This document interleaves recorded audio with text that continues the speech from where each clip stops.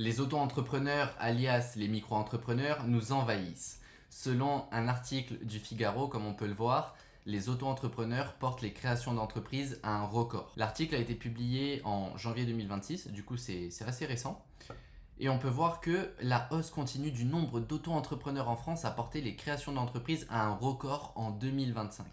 Déjà, moi, ma première question, c'est pourquoi il y a autant de personnes qui veulent devenir auto-entrepreneurs? Alors, de nos jours, hein, on a tous la réponse, hein. Internet, les opportunités, etc. Ok, c'est cool, c'est un premier step, mais attention, on va voir, il y a d'autres chiffres intéressants derrière.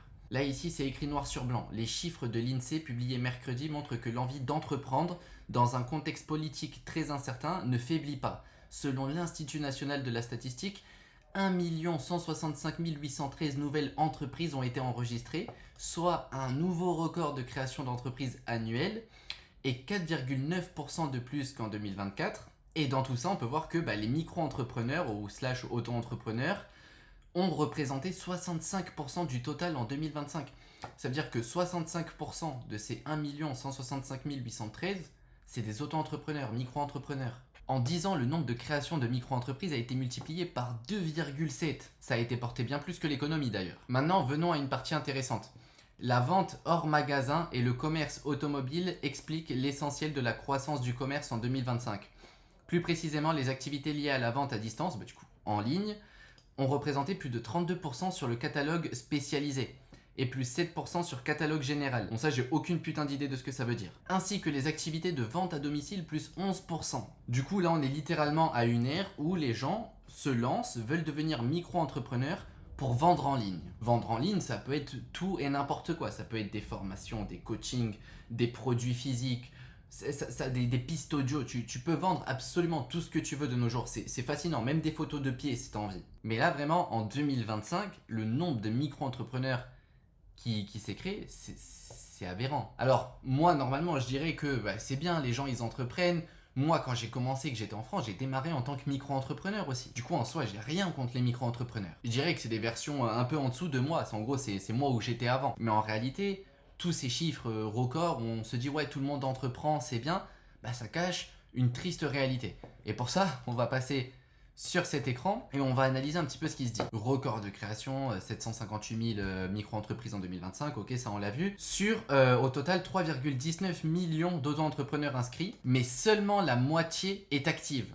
Ah, tu te rends compte que sur 3 millions d'auto-entrepreneurs inscrits en France, la moitié est active. Regarde, fin juin 2025, la France comptait 3,1 millions d'auto-entrepreneurs administrativement actifs. Ça veut dire en gros, selon les données de l'URSSAF, comme c'est écrit ici, ils étaient enregistrés. C'est 204 000 de plus qu'un an plus tôt. Cependant, comme il le dit ici, derrière ce chiffre impressionnant, parce que oui, il est impressionnant. Putain, en France, tout le monde veut entreprendre ou quoi? Eh bien, en réalité, seuls 49,8% des micro-entrepreneurs déclarent effectivement un chiffre d'affaires positif. Autrement dit, un auto-entrepreneur sur deux n'a aucune activité économique réelle sur le trimestre concerné. En gros, plus de la moitié ne gagne rien. Manquerait plus que ces personnes-là aient une domiciliation et quelques coûts pour leur activité et elles sont carrément en perte. Ici, on nous dit que cela s'explique par la diversité des profils. Certains utilisent le statut comme complément d'une activité salariée, d'autres sont étudiants, retraités, ou en phase de test sans avoir encore trouvé de clients. Et en réalité, le ou en phase de test sans avoir trouvé encore de clients, c'est une putain d'excuse. En fait, la personne, à partir du moment où elle a créé sa micro-entreprise,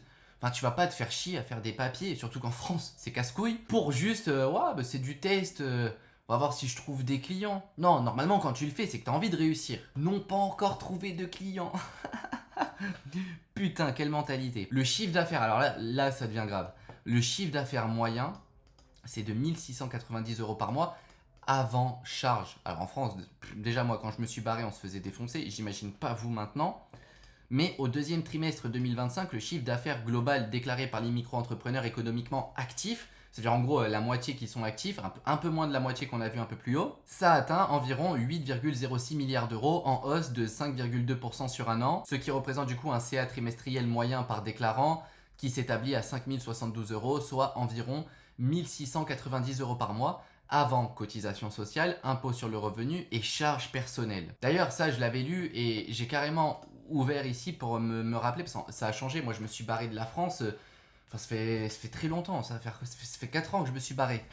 Et du coup, je voulais avoir un petit visu sur ce que ça donne. Du coup, j'ai demandé à mon ami ChatGPT, ça fait combien en net après avoir payé tous les trucs en micro-entrepreneur dans la vente de services. Moi, par exemple, c'est ce que je fais, hein, je vends du service à d'autres entreprises. En gros, sur 1690 € par mois avant charge.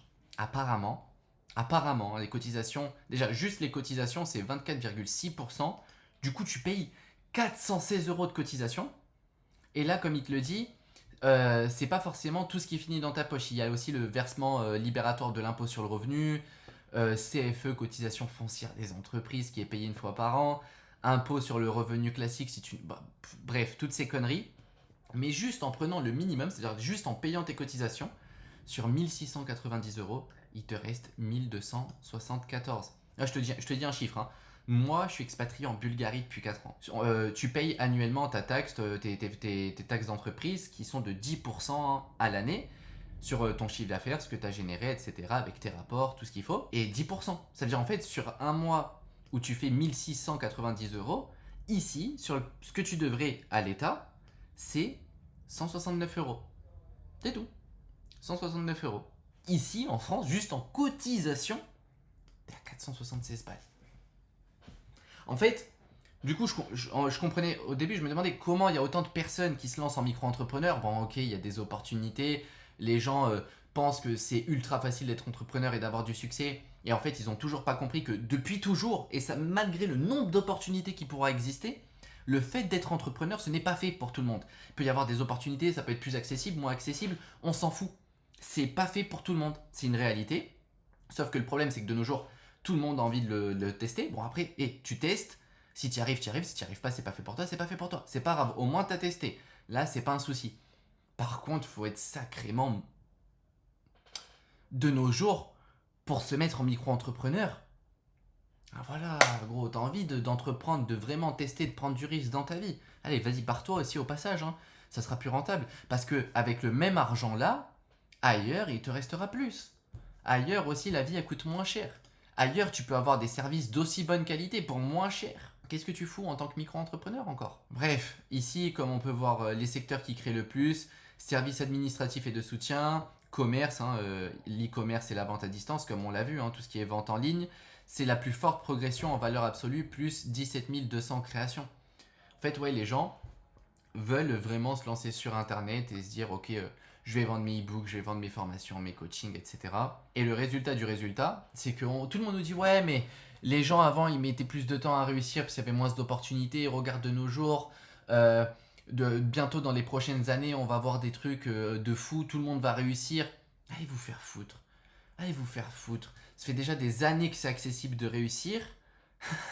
Il y a plus de 50% des micro-entrepreneurs en France et qui font là encore service administratif, transport, entreposage, industrie. Vas-y, je touche pas, je connais pas, je sais pas exactement. Mais tous ceux là qui se lancent ici là depuis des années, les gars, il y a de plus en plus d'opportunités. Alors pourquoi il y en a toujours autant qui font pas d'argent? Ça m'intéresse. Le profil type du micro-entrepreneur en 2025.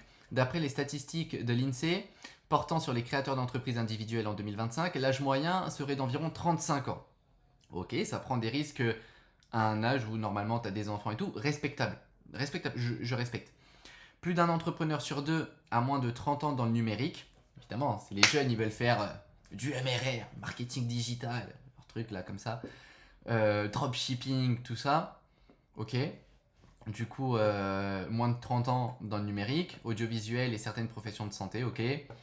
Dans le bâtiment et l'hébergement touristique, les moins de 30 ans ne représentent que 20% des créateurs. C'est logique, c'est des business, c'est-à-dire plus d'anciens. Genre 44% de femmes parmi les créateurs d'entreprises individuelles, un chiffre stable. Les femmes entreprennent, c'est très bien. Elles sont majoritaires dans les services au ménage et la santé et action sociale, mais très minoritaires dans la construction et les transports. Et là, les femmes, il ne faudra pas nous dire qu'on fait une différence en France entre les femmes et les hommes, hein. C'est vous qui la faites. Pourquoi vous ouvrez moins de boîtes dans la construction et les transports plutôt que dans les services au ménage et la santé / action? Ah, c'est les chiffres qui parlent. Heureusement que je me suis barré de France. Géographie. L'Île-de-France enregistre la plus forte progression, ok. Suivi de PACA, l'Outre-mer, ok, lourd. La Réunion, la Guyane et la Guadeloupe, en Occitanie, ok. Et les jeunes, 41% des micro-entrepreneurs ont moins de 30 ans, confirmant que le régime reste la portée d'entrée principale dans l'entrepreneuriat. Ça, je suis d'accord, hein. Mais ça doit vraiment rester la porte d'entrée. Ah, dès que tu as tes résultats, mon gars, faut que tu te barres, hein. Même en général, hein. Enfin, moi, je donne juste mon point de vue. Après, chacun est libre de faire ce qu'il veut, hein. Mais moi, là où je suis, ce que ça me coûte en termes d'impôts, de taxes, de cotisations, si je paye des cotisations, hein, dans le pays dans lequel je suis, bah en fait, j'ai l'impression que ça vaut le coup ce que je paye. Genre, je peux sortir dans la rue, tout est safe, tout est bien. Tu sors un dimanche, t'as tout ouvert. Incroyable.